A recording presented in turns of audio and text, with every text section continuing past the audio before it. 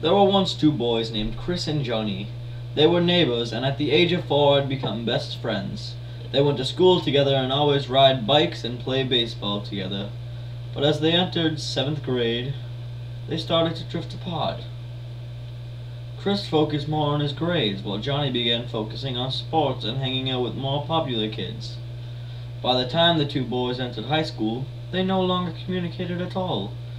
One day, Chris was walking down the hall when he saw Johnny and a few of the popular kids hanging out on the corner. As Chris walked by, one of the meaner kids started pushing him, and they started pushing him around. All of the kids just laughed, and even Johnny began pushing him and laughing at him. Chris had been hurt by this.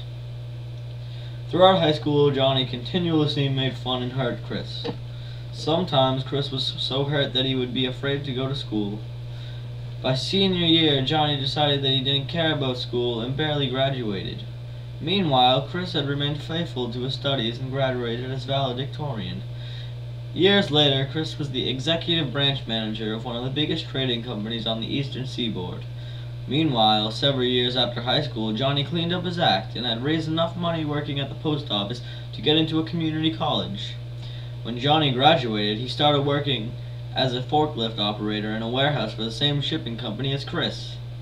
Johnny always worked hard and eventually was up for the position of manager of the warehouse. As he went into his interview, he was shocked to see that Chris was the one who would decide if Johnny got the job or not. Johnny thought that he was doomed and knew that Chris would never hire him after being such a jerk in high school. He prepared for the worst, but was casually greeted like an old friend rather than a long-time enemy. The two friends talked, and Johnny confessed that he was very sorry for all the mean things that he did in high school. Chris forgave him and gave him the job as a warehouse. The message of this parable is that God always forgives people no matter how much they sin and turn their backs on Him. God will always forgive you no matter what.